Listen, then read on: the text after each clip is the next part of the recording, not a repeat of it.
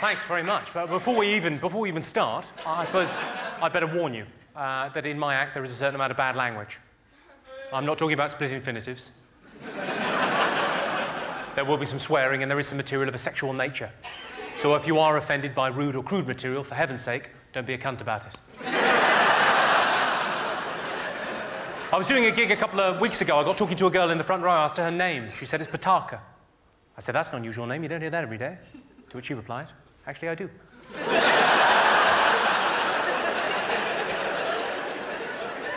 I don't know, does anyone in here use Vodafone products by any chance? Anyone? Mainly people over there. I imagine that's where the reception is best, is it? Now, I don't use Vodafone products, not because they're not good products. I'm sure they're reasonably priced. I'm sure they work reasonably well. But I don't use them because I don't like their advertising slogan. It's join the world's largest mobile community. Now, correct me if I'm wrong. That's the gypsies. No offence to you. If you want to dress in that manner and live in a lay-by, it's very much up to you. Can't believe you went like that. Well done. Good. What's your name? Scott. Scott. Well, don't feel bad about everyone laughing at you, Scott. It's fine. You and I both know they all need clothes pegs.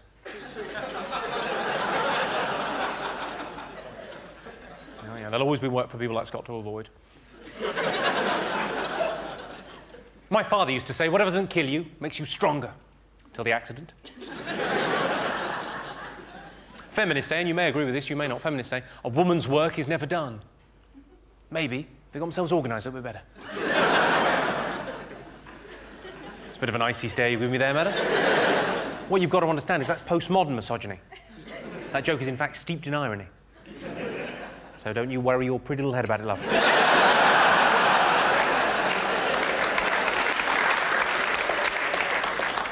I had one of those serious relationship conversations the other week with my girlfriend where she sat me down and talked at me for about 6 hours. I hadn't realised until then that when a man says he is spoken for, that is quite literally what he means. She said to me, she said, Jimmy, we're at a crossroads in our relationship.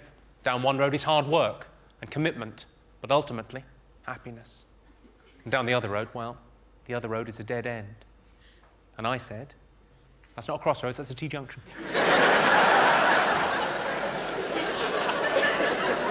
Well, I'm glad you laughed. She went fucking mental.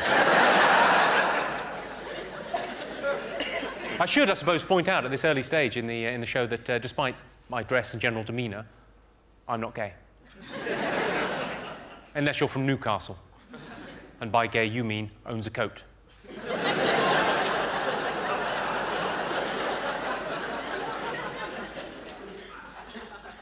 You're looking a bit disappointed there. Sorry, it's just homosexuality isn't my thing.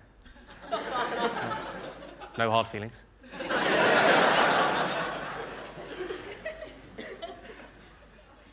Sorry, I don't want to spoil the mood. I'm not, you know, I'm not homophobic. I'm not scared of you. It's fine, you know, obviously some people are straight, some people are gay. That is fine. I'm what you might call a stray. I'm straight, but I'm socially gay. It means I'll notice when a female friend changes her hair or buys new shoes, but I won't accept your cock in my arse.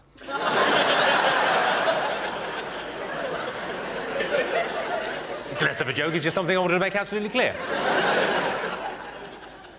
I get the feeling from that look on your face that I may have misjudged this situation. You either look hard or gay. Hopefully not both. You look as if you want to take me outside. I'm not entirely sure why. Suppose either way I'm buggered. As I'm sure you all will have ascertained, I'm quite middle class, and I'm from the home counties. So I don't have an accent. This is just how things sound when they're pronounced properly. Not that there's anything wrong with being working class these days. Being working class is very much like masturbation. It's nothing to be ashamed of. Of course, it's nothing to be proud of either. And both give you calluses on your hands. Sting, the popular singer, Sting's often bragging about his 8-hour-a-night sex sessions with his wife, Trudy. Imagine how long he'd be able to keep it up if she was a looker.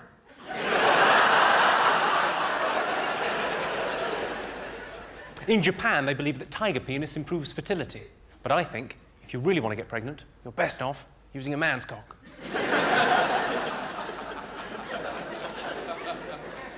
My best mate's girlfriend is 6 months pregnant. They said, "Do you want to feel the baby?" On reflection, I think they meant on the outside.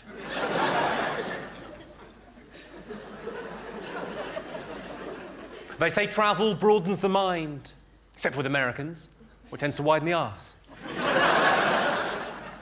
A lot of people quote the fact that only 10% of Americans have passports.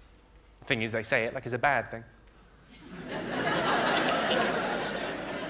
Don't get the wrong idea, I've got nothing against Americans. Just one came up to me after a show a couple of weeks ago and said he thought I was patronising.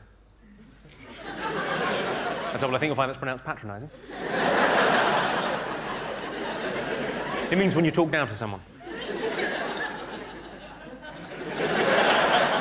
Don't worry, I'm not being condescending. I'm far too busy thinking about important things you wouldn't understand.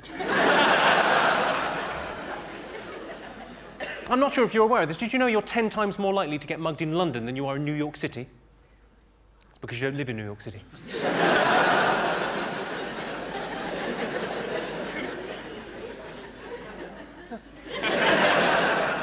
See, my favourite news story of the last year came from America. I'm sure you all saw this story in the papers or on TV. It was a story about a man in Utah, an American man, who he was out rambling in the wilds of Utah, the beautiful desert landscape, and there was a rockfall, and he got his hand trapped underneath a massive boulder, and he had to sever his own hand in order to walk to freedom.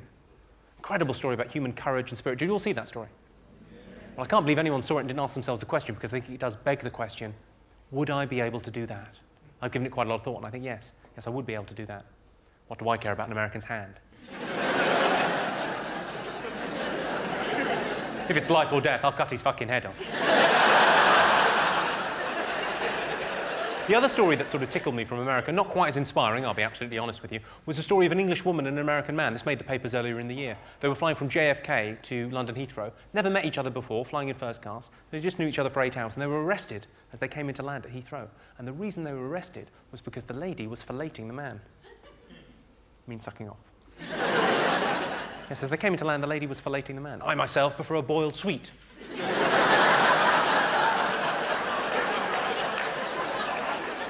I just can't quite imagine how that happened.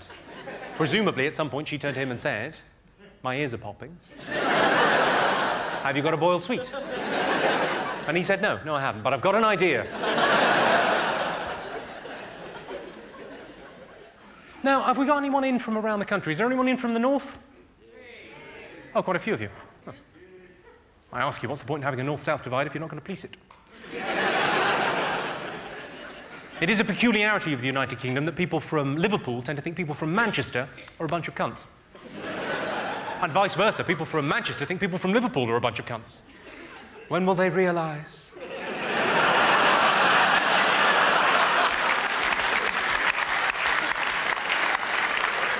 So I should apologise, really, because I've used the C word rather a lot so far this evening, and I know a lot of people, especially the ladies, let's be honest, find that a little bit offensive. There is, of course, an alternative to cunt. I don't mean up the arse. Now, are you all familiar with the phrase, "see you next Tuesday"? See, it's the polite English way of saying the C word so as not to cause too much offence. Although, ironically, I can't think of too many situations where you want to call someone a cunt, but you don't want to offend them. Sort of what I like about it. I'll have a bit of a sit down, I think. Oh, you're all right? Was this the sort of thing you had in mind? No, right, OK, I'm fucked. Who's come the furthest? Did anyone come from, like, a long way overseas? Or Canvey Island? Right, now I know Canvey Island, so I happen to know that you've not come a long way from your home, you've just brought it with you. Did you come with him? No, good. Canvey Island's the furthest anyone came. Well, fuck you. You were all in the area anyway, were you? What's that?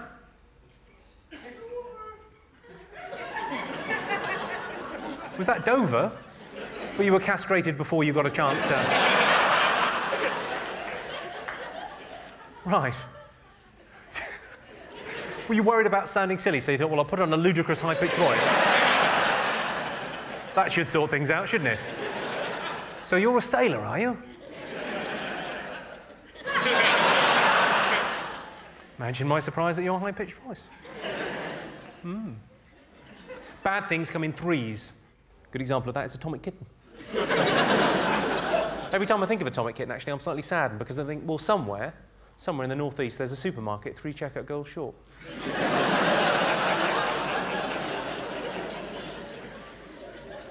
I wrote that joke for a thing called Worst Britons, where I had to write jokes about lots of celebrities. It was a programme that we put on Channel 4. I wrote this as well, if it's of any interest to you. I went to a car boot sale the other week. I found this old, brown, bent, leathery tool. Turned out to be David Dickinson. Now, I don't know if anyone's seen any of the other TV shows that I made. I make a show called Distraction at the moment. Has anyone seen that? Yeah. Oh, just about everyone. And one person liked it. Well, that's good. If I can entertain just one man, I'll have been shit. The Distractions is quite good. It's Channel 4's replacement to Sex in the City. Just imagine the city is Dundee and the sex is anal. You get the idea. I do another show called Your Face or Mine. Has everyone seen that? It's quite good fun, I think. It's a fun show. It's as shallow as a tinker's bar. I mean, no offence, I didn't mean to... But, you know, it's quite a fun show. It's basically about couples. It's about looks in relationships. Who here thinks looks are important in a relationship? Oh, quite a few of you being honest this evening. I sort of sit on the fence on that one. Are looks important in a relationship? Well, I mean, you don't look at the fireplace when you're poking the fire, do you? But you do when it's sucking you off, so...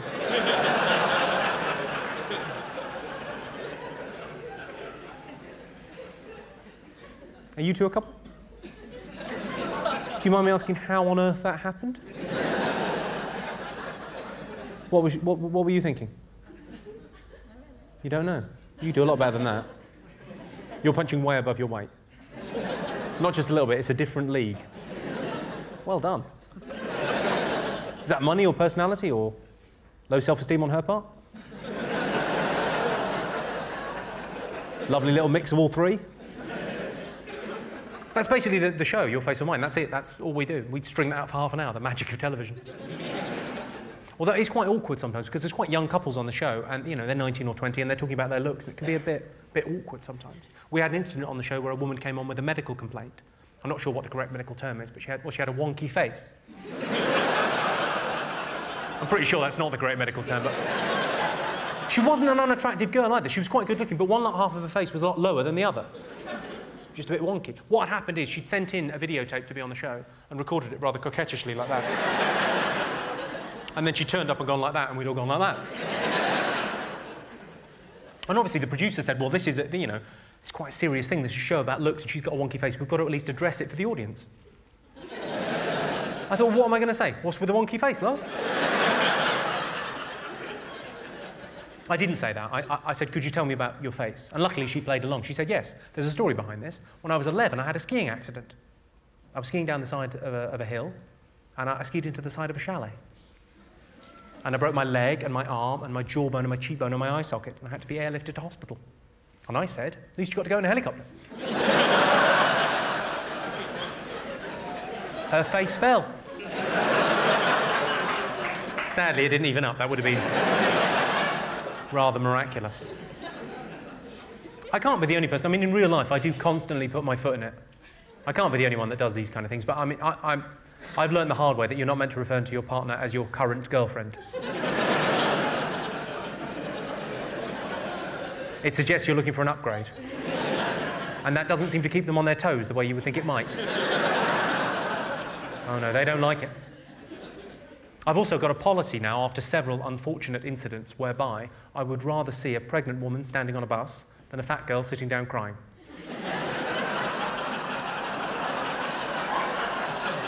Come on, we've all made that mistake, haven't we? The worst thing is you know immediately you've made it. When's it due?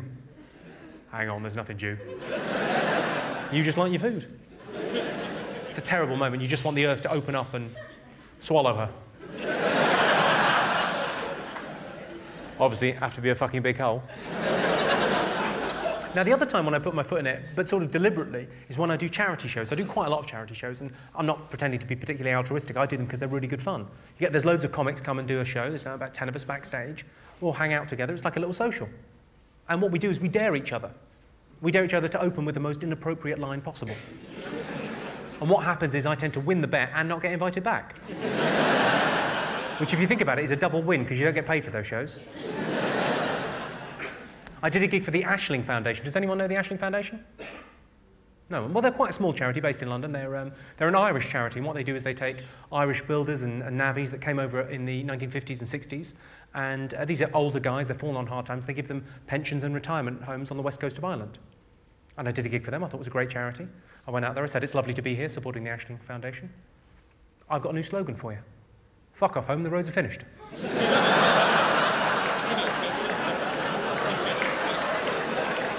Apparently they're famous for their sense of humour.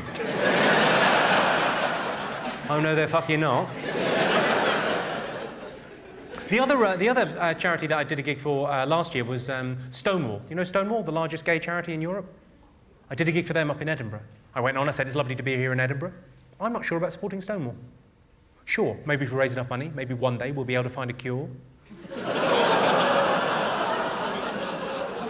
But I'm not sure there's anything wrong with being gay. That was pretty much their reaction. Although they were slightly more theatrical.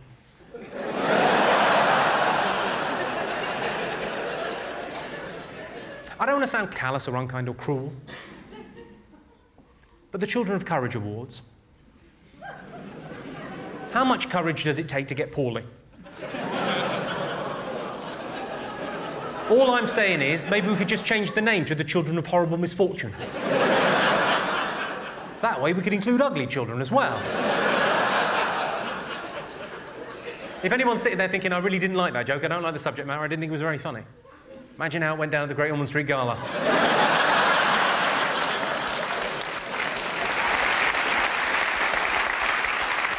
Well, comedy's been pretty good to me over the last couple of years. I've had a really sort of good run at it. And I wanted to give something back. And what I thought I'd do is try and sort of do some guerrilla comedy, put some comedy in places where you don't normally find it. Obviously, you all, come out to a comedy show this evening, and people watching a comedy DVD tend to be in quite a good mood already. But what about the people that aren't having a good day? What about the people, I don't know, reading the small ads? I mean, you can't be having a good time if you're reading the small ads. You're either buying something second-hand, or you're filling in a personal. And let's face it, if you're summing up your personality in 30 words or less, it basically means you don't have a good one. So what I thought I'd do is put some, I've got a credit card, I've got quite good phone manner. I'll play some small ads, maybe cheer some people up along the way. Would you like to see them? Yeah. Of course you fucking would.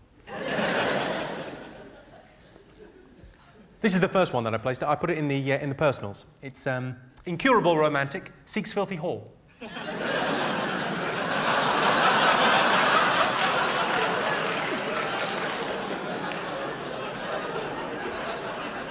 This one's slightly more optimistic than that. It's a bit more ambitious. Albino he, she, seek similar. Now, I've not had any responses to that as yet, but as soon as I get two, I'm going to set up a blind date. They won't be able to believe their luck. This next one's sort of the basis for all small ads, in my opinion, in the personals. Good-looking, athletic, Notting Hill-based movie star, millionaire, seeks gullible stunner.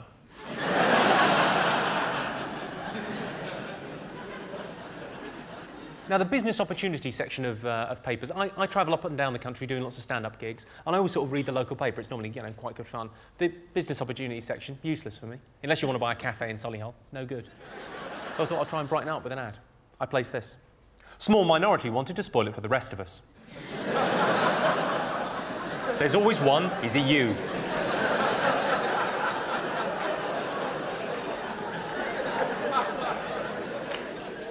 Now, sadly, I didn't get any responses at all to this next one. Wanted, 30 Chinamen and a Zeppelin for elaborate practical joke.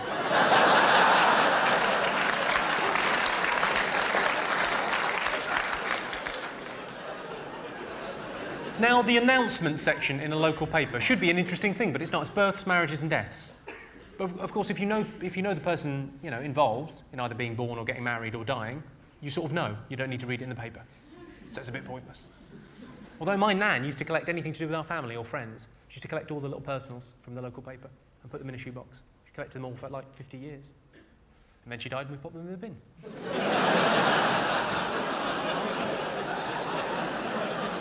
That's not a joke, that's just what happens. Anyway, I thought I'd try and, cheer up the announcement section of the paper. I went with this ad. Amanda, I'm running a bit late. We'll be there in about an hour. How far apart are the contractions?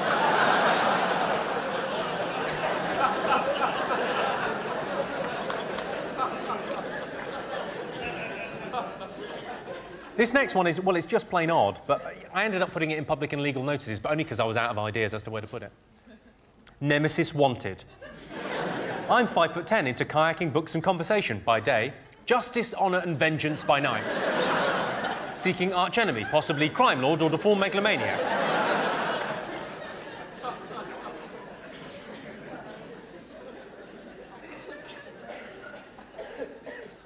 This next one's not my finest piece of work, but I kind of like it. Speech impediment. There's a new support group for the London area called Dave.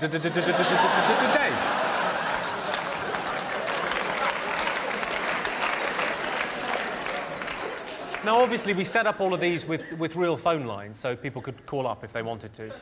And we put an extra long answer machine message tape for that one, because we thought if we get any complaints, it could take a while. This next one doesn't have a phone number. I just wanted to get the message out there. Does anyone else think there's something not quite right about Gary Lineker?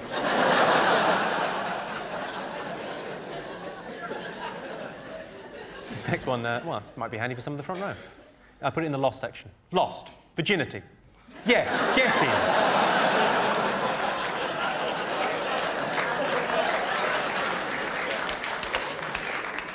Does anyone here read Private Eye magazine?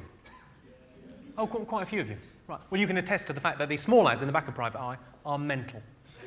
They're the most mental thing I've seen. It's full of people saying things like, I'm just doing a law degree and I need £5,000 to complete my thesis. And then bank account details. It's the Everest of optimism. I thought I'm getting in on that action. I placed this. Needed, 20k, no questions asked. Then 2 weeks later, when no one came up with the money, terrible, I put, all right, 10k, one question, nothing personal. I'm willing to compromise, I'm a reasonable man. Now, there's a for sale section in all of these magazines around the country. Hitachi washing machine, DX250, under warranty until, kill them all, February 2004, in perfect working order, £180 on nearest offer. The reason I'm so pleased with that is because I phoned it in. And the only thing the operator said to me was, is that 4 kills? Yeah, fine. For sale, holiday photos, choice of ski, sun or city break. Ideal for anecdote or alibi. For sale, bonsai tree, large.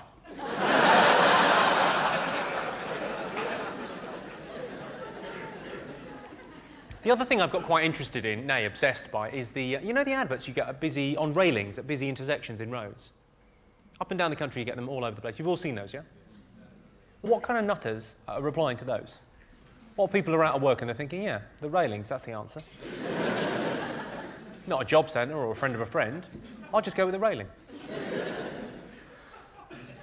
Anyway, you know, so I thought what I'll do is I'll set up some of my own. I'll put them up around West London, and I'll see who calls. Nutters, it turns out. I needn't have bothered my arse. But I'll take you through some of the ones that I did anyway. Get rich quick. Simply set up a premium rate phone line. To find out how, just call 0900.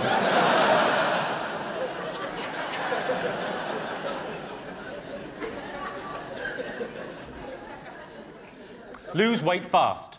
Fed up of dieting and exercise? Incredible results guaranteed. Try amoebic dysentery. Is your memory letting you down? And what about your memory? Is it letting you down?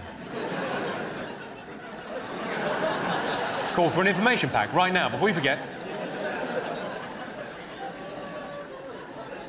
Money worries. Work from home. Earn pounds. You don't even have to get out of bed. To find out more, just call Pimp Jimmy.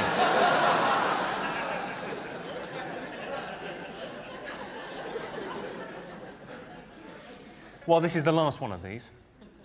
Am you grammar letting we down? Tuition available. Now call now.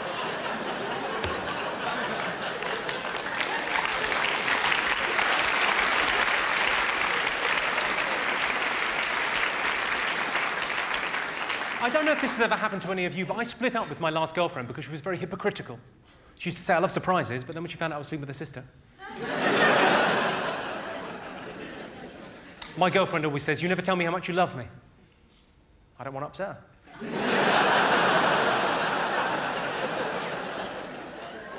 A couple of weeks ago, we were making love, and she had an asthma attack.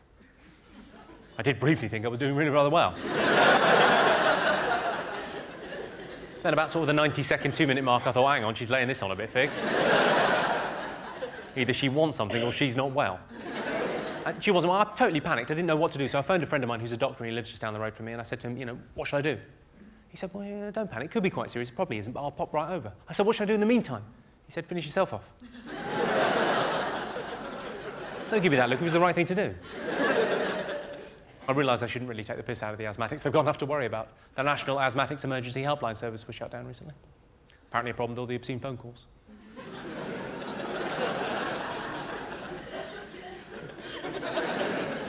Not have asthmatics in? No, I would have heard you. I don't know if anyone's got this. There are lots of couples in this evening. How many couples do we have? Quite a few. By show of hands. How many do we have by shouting out? Hundreds. Brilliant.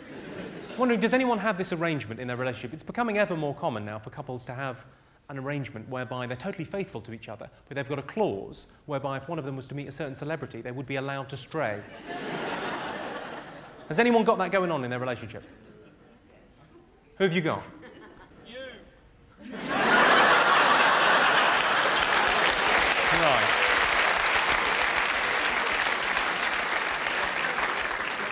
I noticed that you're sitting next to a lady. You're going to do what when you go home? She's going to kill you? Right. Or strap one on and fuck you, certainly. One or the other. Anyone else got one? You've got one. Who have you got? Jim Carrey. All right. He might be up for it. And who's your boyfriend got?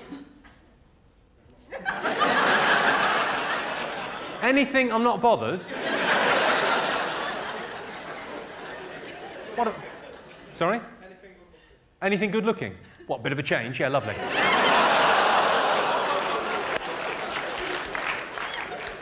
You can't say that. The reason I mention it is because I've got an arrangement with my girlfriend whereby if I ever get the opportunity to sleep with Kylie Minogue, she can fuck off. Are you all aware of what snowballing is, the sexual practice snowballing? Yeah. One bloke down. Who was that down there? Quite proud of that. Well done. Everyone else, none the while. OK, well, I'll explain. It says something about you. Snowballing is a sexual practice where, having administered oral sex, your partner doesn't spit or swallow so much as return to sender via a kiss. Oh, you're looking shocked and appalled as I explain that to you. Let me assure you, I found out the hard way. And it does raise an interesting moral dilemma. Should you spit or swallow? Well, if you really love yourself.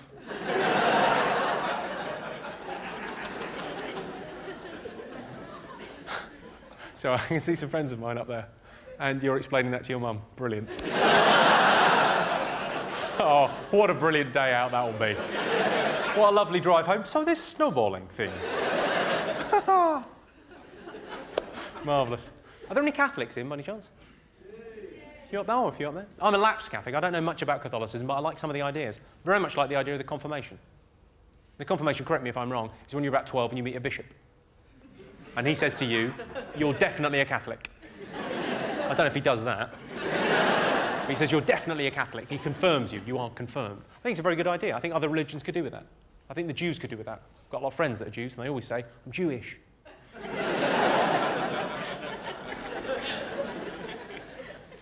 A new book's come out called Better Than Sex with Claire Rayner. A lot of things in that fucking category. I'm struggling to think of anything that wouldn't make the mark. I suppose the Rwandan genocide might just edge it. Well, good. I was in a bookstore last week. There was a third off all titles. Bought The Lion, the Witch. I said to the PhD English graduate, sorry, shop assistant. I said, what's this psycho the rapist section? She said, I think you'll find that's pronounced psychotherapist.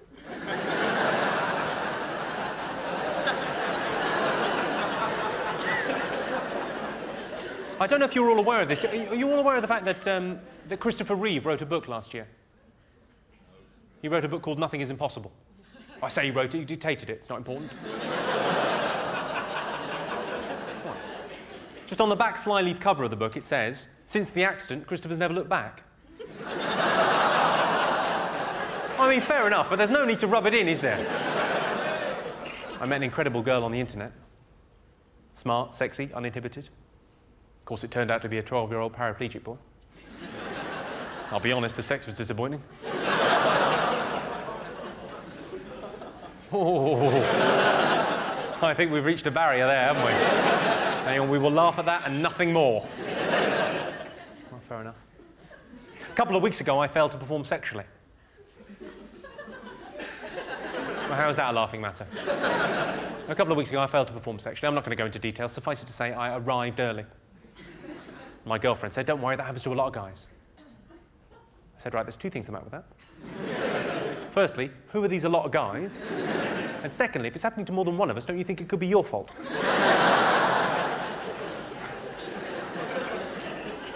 She says there's never an excuse to raise your hand to a woman. What if you've got a question? She says that because she's a woman, she's good at doing two things at the same time. If that's the case, why is the threesome out of the question? I was in the high street the other day. There was a girl there with a clipboard. She said, "Could you spare a few minutes for cancer research?" I said, "All right, but we're not going to get much done." We can pop into Boots and see if they've got anything. You know that disclaimer they put at the end of films? You know the one that says the characters and the events in this film are purely fictitious, any relation to real characters and events is purely coincidental? Yeah? Do they really need that on Lord of the Rings? Is anyone watching that thinking, this is a brilliant documentary? I might think about going to New Zealand on my holidays. But wait, no, I don't want it ruined by Saruman, he's Orc Army. Your hair? What, I'm just saying. I like the Spice Girls as much as the next man, but...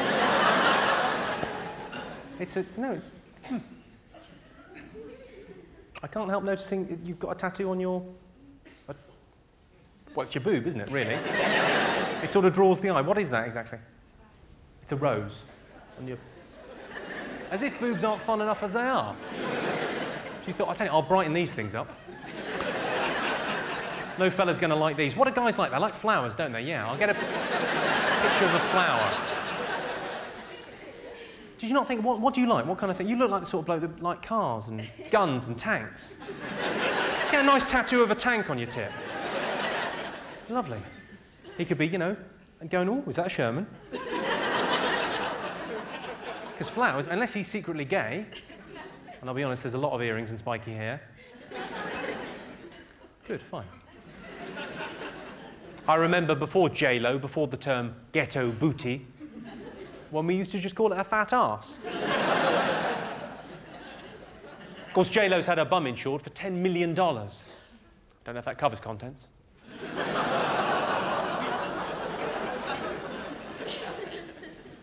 I was talking to my nan about Ant and Dec. She said she didn't know which one Ant was. I said, do you know which one Dec is? She said, yeah.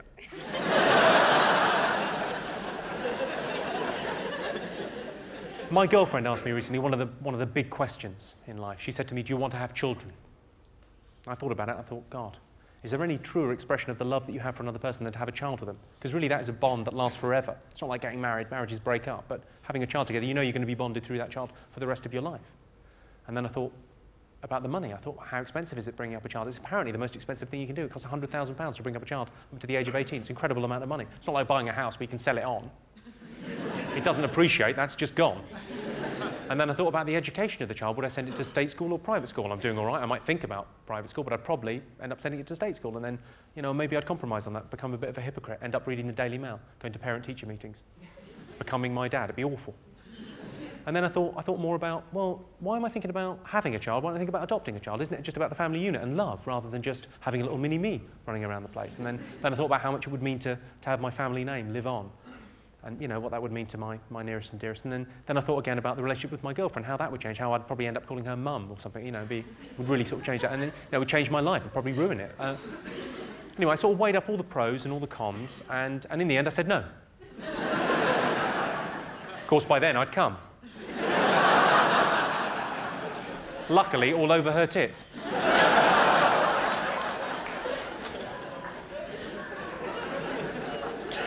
Mum understood that? Good. Fine, right. Do you know, ladies and gentlemen, one of my ambitions is to write a book. Like many comedians, I'd love to write a book, but I don't really want to write a novel because I don't know if you've ever read a novel by a comedian, but they're shite. We don't seem very good at it. You know, it requires having an idea that lasts more than 30 seconds. Not going to happen. So what I thought I'd do is a book of correspondence, because that way you're getting someone else to do half the work. Oh, yeah, always thinking. Would you like to hear them? Oh, good, good. Otherwise we'd be having some quiet time. This is the first letter that I wrote. It's to my local MP, Chris Smith. Dear Mr. Smith, do you get tired of people writing to you who are clearly just wasting your time and have nothing better to do?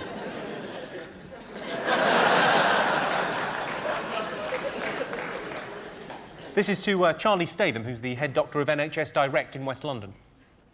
Dear sir, I heard about a doctor that took out someone's appendix with a coat hanger on a plane. Now, I'm not a qualified doctor, but I do take an interest and I've got all the proper kit. Could you talk me through the procedure? Please write back soon, she's in terrible pain.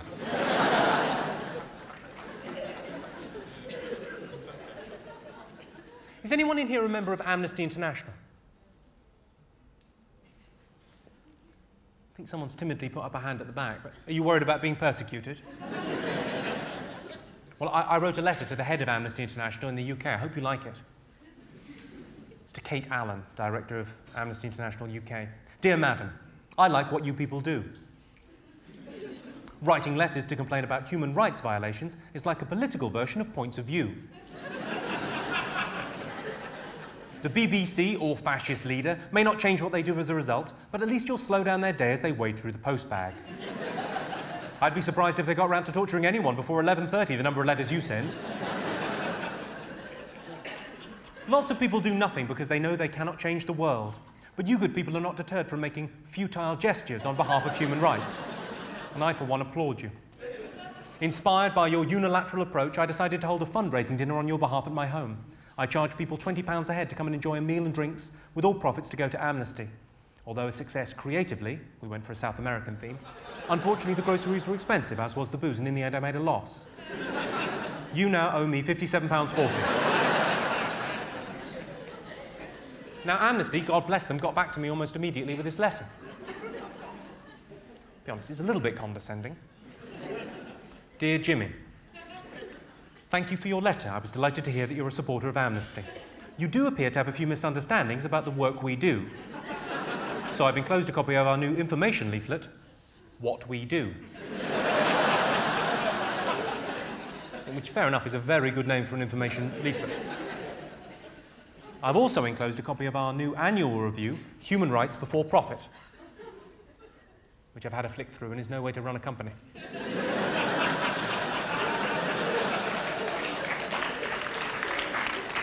Regarding your recent fundraising dinner, I'm sorry to hear that all the energy and creativity which you put into your event did not result in you being able to make your planned fundraising donation. I usually advise our supporters to start small and build up with their fundraising. It's also an excellent idea to work out a simple budget beforehand.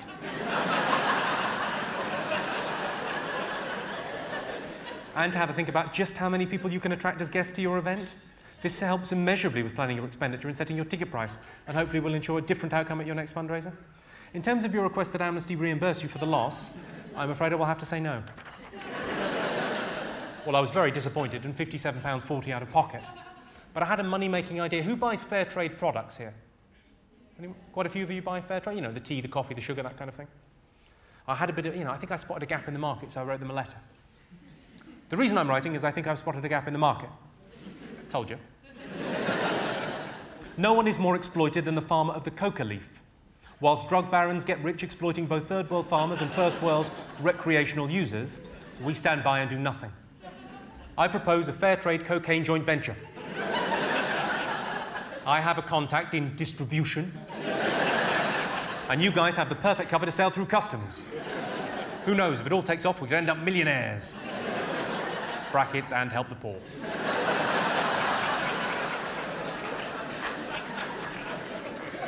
I wrote this one to Martin Bell. You know Martin Bell, the man in the white suit, political campaigner? Dear Mr. Bell, your personal assistant is keeping things from you.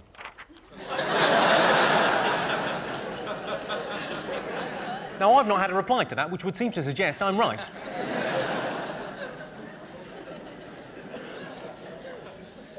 This is one that I wrote to, in terms of taste and decency, we take a bit of a dark turn here, let's be honest. It's a letter that I wrote to David Yelland when he was editor of The Sun. Dear Yelland. I thought that was good, tabloidy strong. Dear Yelland, there's been a lot of talk about genetic engineering. Obviously, it's a very complex area. Could you tell me, is it wrong to breed piglets specifically for the purpose of weaning paedophiles off babies?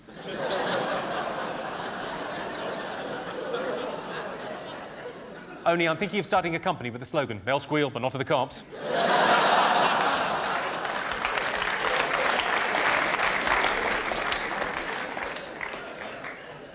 I think it's morally acceptable to write that letter. I think it's OK to laugh, but to applaud, really, that's in very bad taste.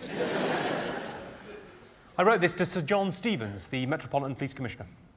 Dear Sir John, I've got a bet on with a friend. I say most policemen are just nice guys doing their job, whereas he says all coppers are cunts. Which is it?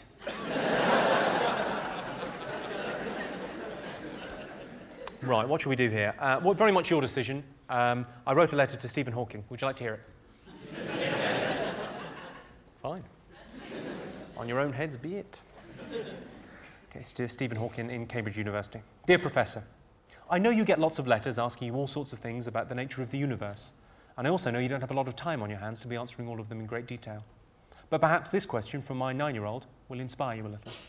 He is severely disabled and has similar limitations to you, but equally, he has a great spirit and refuses to give in on a world all too ready to dismiss him as a four-eyed, monotonal, voice-box, wheelchair-bound freak.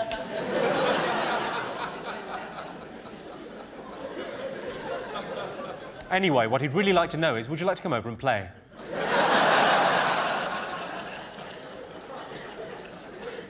Now, obviously, when you send a letter like that, you're not expecting a reply.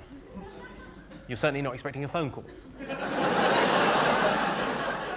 But that's what I got. My younger brother, Patrick, answered the phone and passed it to me. He said it's Stephen Hawking's assistant. I was slightly taken aback. She was inquiring as to the name of my son. Now, the only disability my son has is, tragically, he's fictitious. But as I said, my younger brother, Patrick, had answered the phone, so I said Patrick. I gave a name, and then she asked about his disabilities, and I, watch a fair amount of daytime TV. I was able to cobble something together. And the reason I did that was not to sort of continue the joke. I just thought, well, she'll be embarrassed on the phone if I say it's just a silly joke. So I thought, well, I don't want to embarrass her. I'll just say it. That'll probably be the end to it.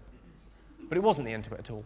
About 2 weeks later, I received this letter, a lovely letter, and she sent me a biography of Stephen Hawking with a photo. It's not signed.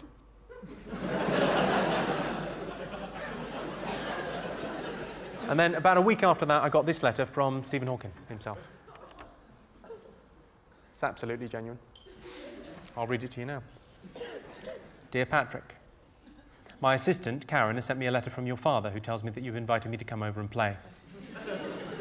It's very kind of you to send me the invitation, but unfortunately I'm teaching at Caltech in Pasadena until the 1st of May. So I can't take you up on your offer. Even though I am 60, I think it's never too late to play. One of my birthday treats was to go for a balloon ride, and that was really exciting. If you're interested, contact Ian Bentley at Innovative Ballooning. There's the contact details and phone numbers. I did contact him, and he'd bought us a balloon ride.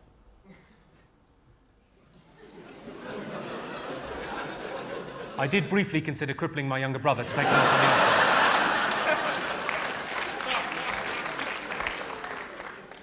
The reason I sort of share that with you, ladies and gentlemen, is because, it's all a bit clever, sending people, letters and kind of running away.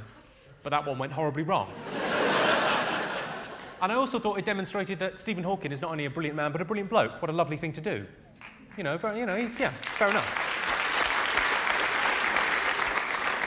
Having said that, responding to a letter where you yourself are described as a four-eyed, monotonal, voice-box, wheelchair-bound freak, maybe not that clever.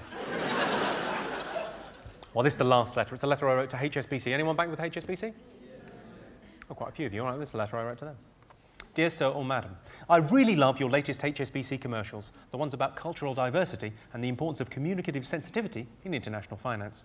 Having said that, I must take issue with the statement you make that the rudest thing you could do in Thailand was to reveal the soles of your feet. Now, I've been to Thailand in my year off, and I can tell you, you can do things a lot ruder than that there. A lot ruder. My friend Keith shat in a hooker's mouth for a tenner.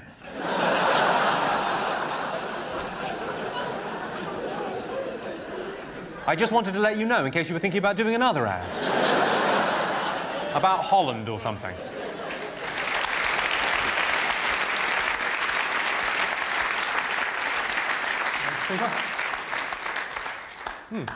My girlfriend said she wanted me to tease her. I said, all right, fatty. Things don't always work out the way you think.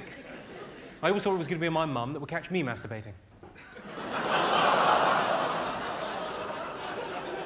Think you're shocked, imagine my surprise. According to official statistics, 1/3 of all accidents in the workplace go unreported. How on earth do they know?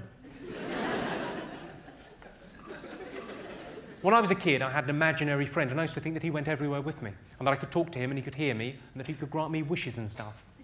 And then I grew up, and I stopped going to church. Well, that seems to have divided the room somewhat. There's two distinct groups there. There's people that thought that was funny, and then there's a larger group who will be going to heaven. While we're on the subject of religion, I imagine there's quite a few people in here that go to Mass, or wherever Protestants go. Hell, I'd imagine, I don't know. Have you all seen the new Mel Gibson film? The Passion of the Christ. It's upset an awful lot of Christians. They're up in arms about it. He's made a film about the life of Christ, but he's tacked on this silly Hollywood ending where the hero comes back at the end.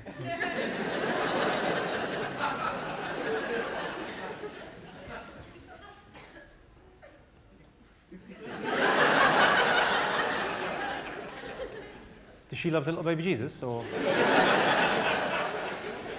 Does she love the little baby Jesus or not? She go for a wee. Is it a wee or a poo? Should we time her? It's always a bit embarrassing, isn't it? When people say they hear voices in their heads, as opposed to where exactly? Hearing voices in your legs. That's properly mental. I saw an advert for adult literacy classes in the newspaper.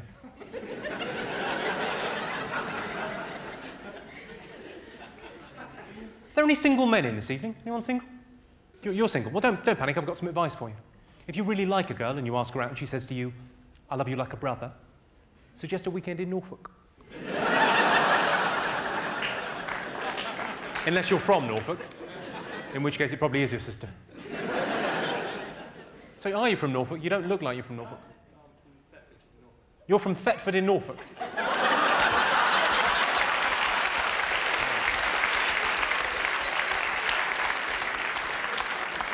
And is that your sister, girlfriend, both? So, and you're here with your sister? Not really, though. Saturday night out, I'll take my sister. She's a looker. Have you ever with the... I'm only asking. Do you think your sister's attractive, can I ask? Do you think she's attractive or not? She's okay. Did you give her one?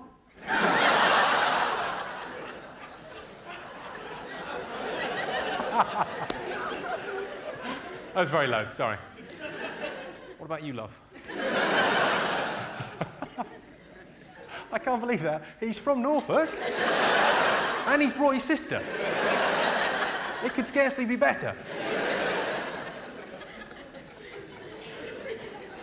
I'm amazed you didn't bring your mum. Did you split up?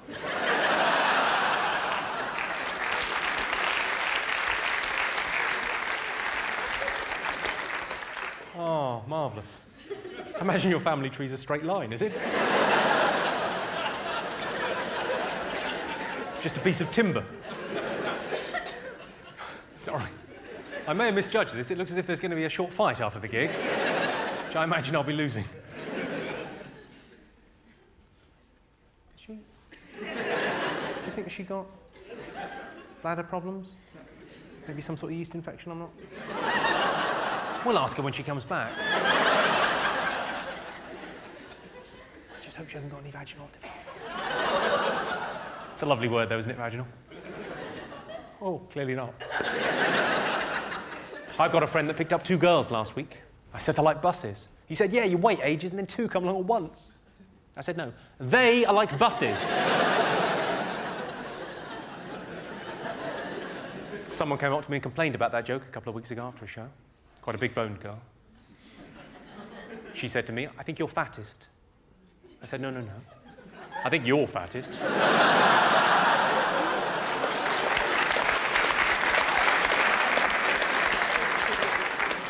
Someone calls Admiral Insurance every 6 seconds for a quote. What a nutter. Environmentalists tell us that every day an area the size of Wales is destroyed. Why is it never Wales? So are there Welsh people in this evening? You're from Wales? Well, don't worry. Do you know what the most common crime is in Wales? No. Hang on, I've got to ask someone about her fufu. It's a long time for a pee, you all right? You're fine? You sure? Is that better? Bless you. Sorry, I was just talking to your friend about being from Wales. Do you know what the most common crime is in Wales? Have a guess. What guess? Sheep shagging? Well, that's rather insulting, isn't it? And to add insult to injury, you're wrong. It's not sheep shagging. It's actually ram raiding. The second most common crime is having sex with a minor. If anyone's offended, just look for the other meaning. You'll be fine. I bought my girlfriend a book called Cheap and Easy Vegetarian Cooking, which is ideal for her because not only is she a vegetarian, she's reading a book at the moment called Women That Love Too Much, which I think could have the title shortened to Sluts. The reason old men use Viagra is not because they're impotent. It's because old women are so very ugly.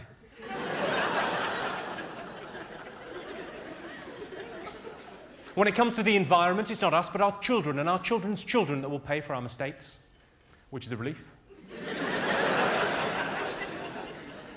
No matter how much you give a homeless person for a cup of tea, you never get that tea.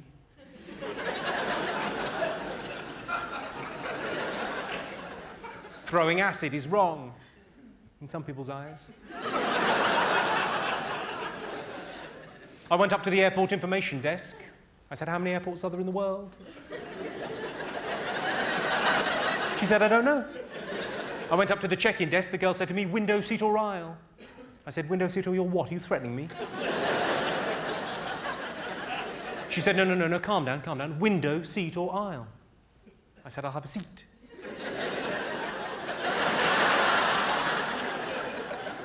I bought one of those round-the-world air tickets, £1,200, amazing value. 37 hours later, I arrived back at Heathrow. A lot of people say modern art is pretentious, but I look at it like this. Boxers don't have sex before a fight. Do you know what that is? They don't fancy each other. If you eat a lot of spicy food, you can damage your sense of taste. When I was in India last year, I was listening to a lot of Michael Bolton.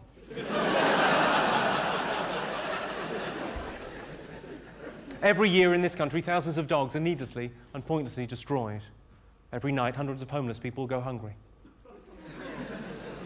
All I'm saying is, it wouldn't happen in Korea.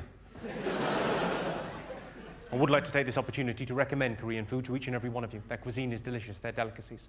They're the dog's bollocks. On holiday, I went walking in the lakes. It's called swimming. And while I was there, I met a very beautiful girl, and I fell in love, but she was going out with a friend of mine, so I had to hide the way I felt. That's not easy wearing Speedos. Men tend to fall asleep directly after sex. All I'm saying is, maybe for women, put a bit more into it. Sorry, that's not meant to be misogynistic in any way. I was reading in Tits and Arse magazine. Very interesting and informative article. It was about the difficulties of asking your partner for anal sex. It was entitled, What If She Takes It the Wrong Way?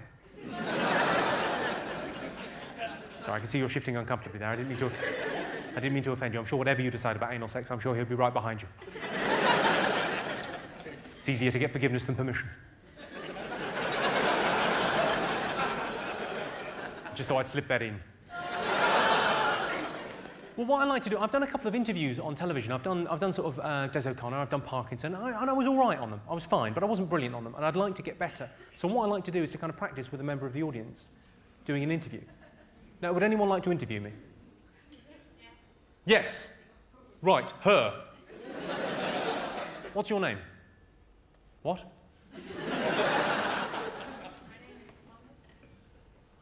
I tell you what, we'll discuss it down here, because it sounds to me like you don't have a proper name. But Lady in the Blue, as you will now be known. You want to stick a mic on her? Unless you're busy. Unless you're busy standing by a door. Well, I'll be honest, she could get up as well. Christ. Thank God she could get up, because that... Come over here.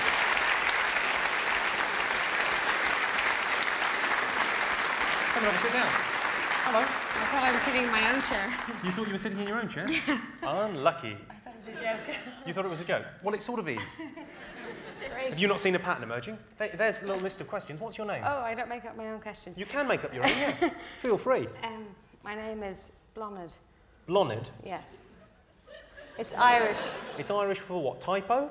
I'm not going to tell you what it's Irish for. What is it Irish for? Flower. That's it, yeah. Flower? Yeah. What kind of flower? Little flower. Not self-raising? No. No. Little flower? Little flower, yeah. Blonid. It's not difficult, yeah. Is it spelled...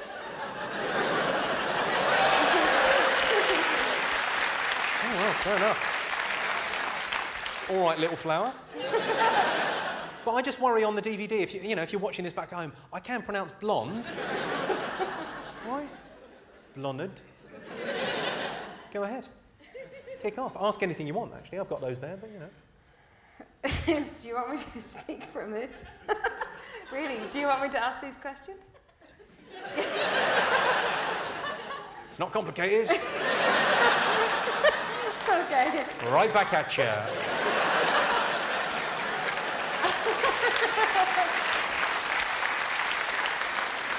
It would appear, Blonid, I've got the skills to pay the bills. Great to have you here. Great to be here. We'll try and hold it together. You're not Graham Norton.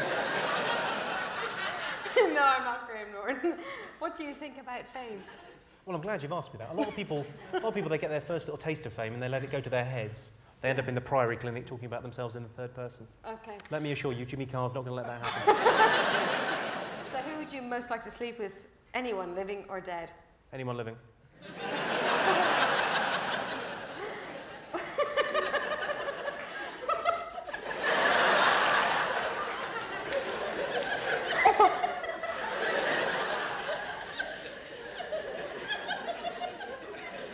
This could take a while.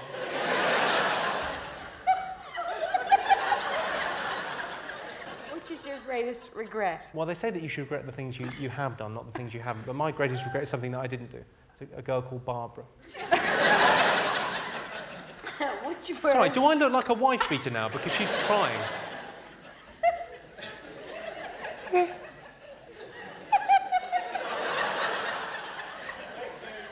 sorry. No, it's fine. I think I might be giving her an orgasm. I'm not... I've never seen it before. I've got no frame of reference. No, don't worry, you're not.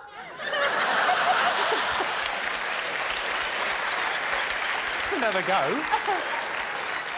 Which words or phrases do you most overuse? Hello, I'm Jimmy Carr. All I'm saying is, when you think about it, can I park here? Is it in yet? Where do you get your ideas from? I think it's the cerebellum, but it could be the frontal cortex. Could be. I'm not sure. Which book changed your life? Heidegger's Being and Nothingness. What is your most embarrassing Well, hang on, there's more moment? to that. Feed line, punch line, then we move on. Okay, go for it. Okay, what is your favourite record of all time? Well, it's a different question.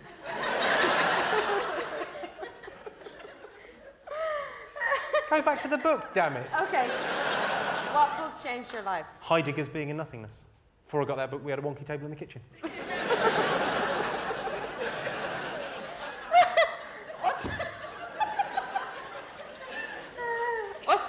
heckle you've ever had? I was probably when I was doing a gig in Bristol. I told a joke, not a brilliant joke, it was all right. I said, has anyone in here been caught thieving in the Middle East? Let's have a show of hands.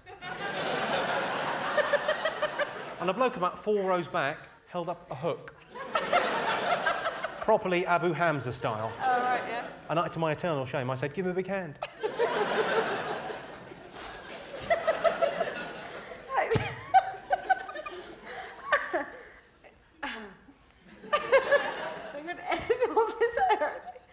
Well, your bits, yeah.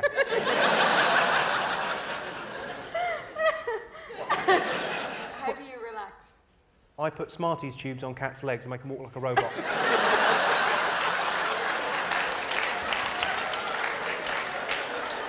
If I'm really tense, I make it go down the stairs.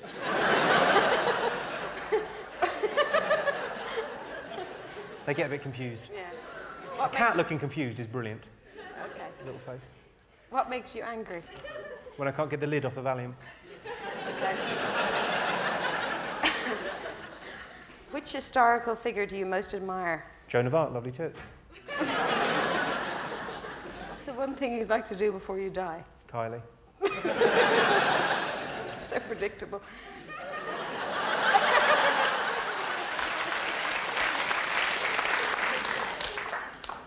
Any other questions of your own? Any other questions of your own?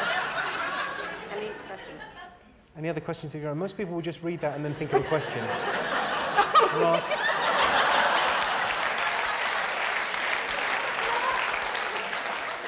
so you're Irish, are you? Imagine my surprise. I'm actually, whereabouts are you from in Ireland? Dublin. Dublin. I'm actually what people refer to as a plastic paddy. Because I've got Irish parents and an Irish passport. But you were grew up in England? Well, no, I was born in Ireland, Irish passport, Irish parents. But I've got, you know, Irish passport, everything Irish. But I speak like this and present myself in this way because I was educated in the UK. Just goes to show what you can do when you apply yourself.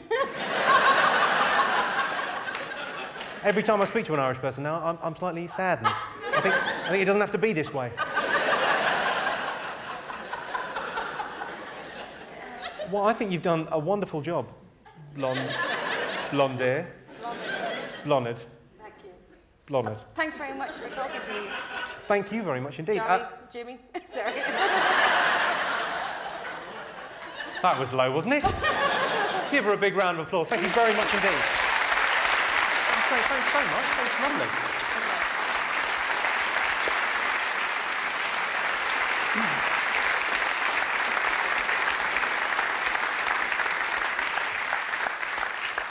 If you had to choose between saving your own life and saving the life of a loved one, most people agree, make a brilliant game show.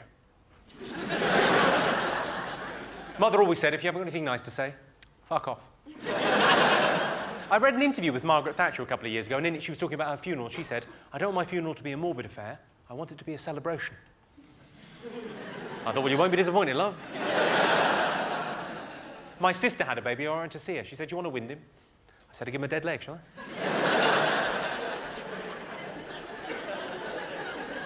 Cats have got 9 lives, which makes them ideal for experimentation. A dog is for life, not just for Christmas. So do be careful at the office party. Watching sex on telly with mum and dad, that's embarrassing. I didn't even know they knew to use the camcorder.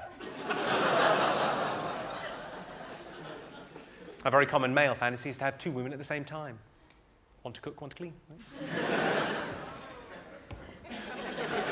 Easy there, I'm joking. They want to fuck them.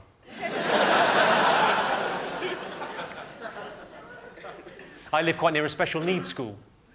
There's a sign outside. It says, slow children. I thought, well, that can't do much for their self-esteem. But look on the positive side, of course, they can't read it. And I'm afraid that's almost all I've got time for this evening, ladies and gentlemen. There's just one thing left that I'd like to do, which is go through some Jimmy Carr merchandise, if we could just lock the doors. I've gone for some comedy T-shirts, which I'd like to show you. They're just up here. Actually, you know, the comedy T-shirt, it's an underutilised medium, in my opinion. Hang on. What? It's a perfectly normal thing to do. Sell a bit away, you know, the Rolling Stones do it, why not me? This is the first one that I did. It's I'm Stupid, what do you think? says I'm a student, so you can wear it, and the person next to you, you know, I'm a student. It's got jimmycarr.com on the sleeve, I'm a stupid. On the back it says, the National Association of Special Needs Carers.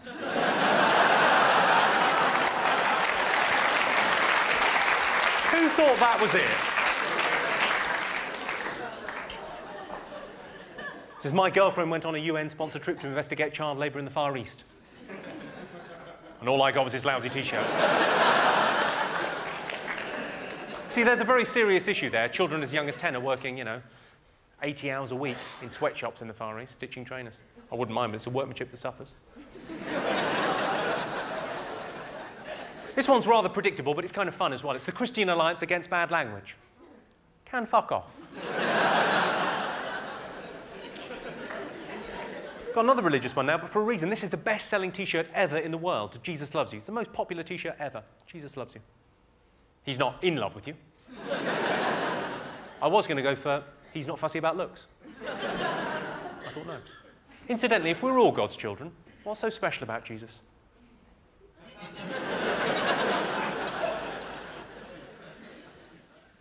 This is love hurts. It's a nice sentiment, isn't it? Love hurts. Sort of shows a sensitive side. Love hurts. Try a lubricated finger.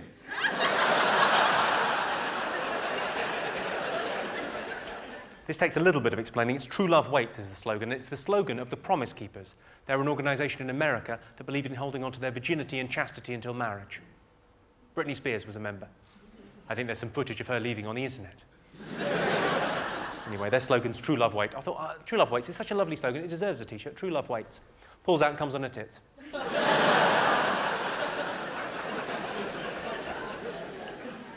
Well, I imagine you're getting the hang of this by now, so, you know, try and guess this one. It's see no evil, hear no evil, speak no evil. What do you think? No idea? See no evil, hear no evil, speak no evil. Rohypnol.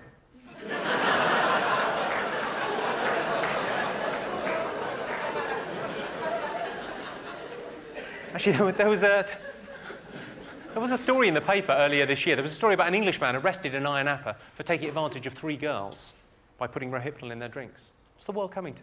In Ayia Napa. You're telling me Rohypnol is now cheaper than 3 Bacardi Breezers?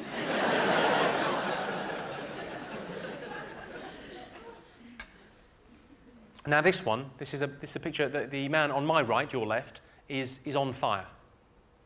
Can you all see that? He's on fire. Special Olympics torture arrives. I did briefly consider the phrase flame retarded. I thought, no. Let's not get out of hand. Well, this is the last one I'm going to leave you with this, ladies and gentlemen. It's been a pleasure talking to you this evening. Obviously, this is it's a lovely T-shirt. World's Best Dad.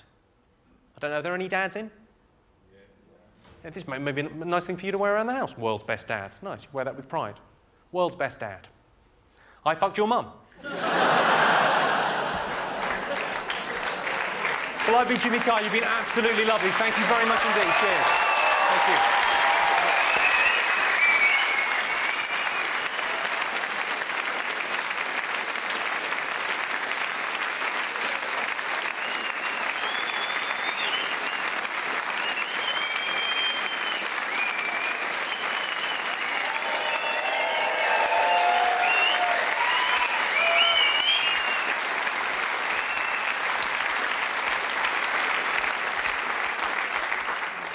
I don't know if that's ever happened to any of you, if you've ever had kind of quite a good day at work, you've got everything done that you need to get done, it's all gone well, and then you've been kept behind at the end for some reason.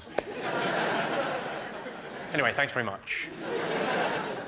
Right, the encore. I suppose I better do some more jokes. Really? How many do you want? 10? I could do 10. Should we count them down? Yeah, all right, why don't we count them down? Fuck it.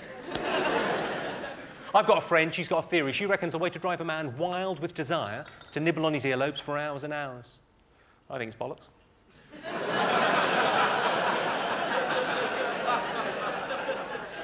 One. Hang on, all together or not at all?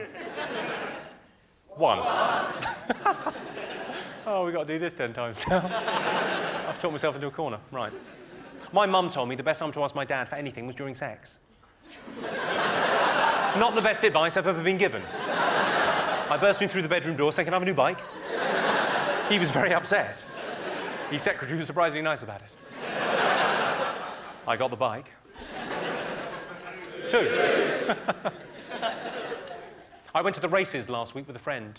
He said, "Don't back the heavily handicapped horses." I said, "I'm not a fucking idiot. I know that for them it's all about taking part." In their own way, they're all winners.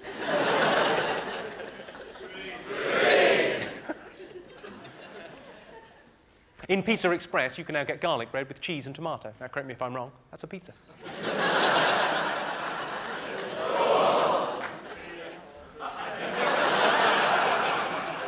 Well, 4 and fuck off. Not you. A lot of people say that men with big flashy cars have got tiny cocks. Am I the only one that reckons that women with spastis and people carriers? Well, clearly not. There was a worrying moment there where I thought I was going to have to say bucket fanny. Thankfully, that's been avoided.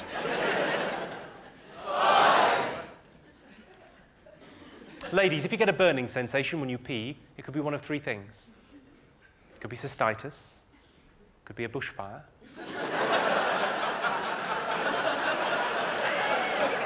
or it could be someone's talking about your vagina.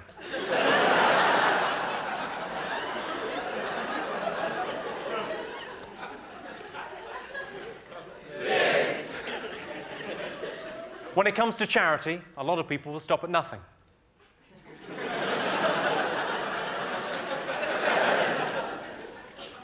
I saw a charity appeal in The Guardian a couple of weeks ago, and it read, "Little Zuki has to walk 15 miles every day just to fetch water." And I couldn't help thinking, she should move.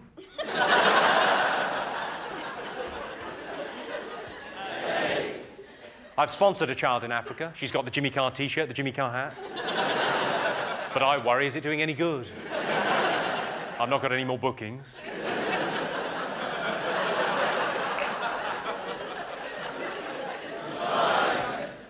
I was out last week collecting for a sponsored walk. In the end, I managed to raise so much money, I was able to afford a taxi. I tell you what, just before the end of the show, ladies and gentlemen, you know, we've had a fun night, haven't we? Yeah. That was quite a good laugh, I thought. I enjoyed myself. Fuck yeah. No, it's been really nice. Thank you very much indeed for coming out. I don't want to bring you down at the end of the show, but I'd like to just tell you this. It's quite a frightening fact. I'd just like to end on this. I'm not sure if you're aware of this, but if you took all the money that we in the West spend on food in just 1 week, you could feed the third world for 1 year. Now, I don't know about you good people, but I can't help feeling we're being overcharged for our groceries. I've been Jimmy Carr. Thank you very much indeed. Cheers. Thank you very much.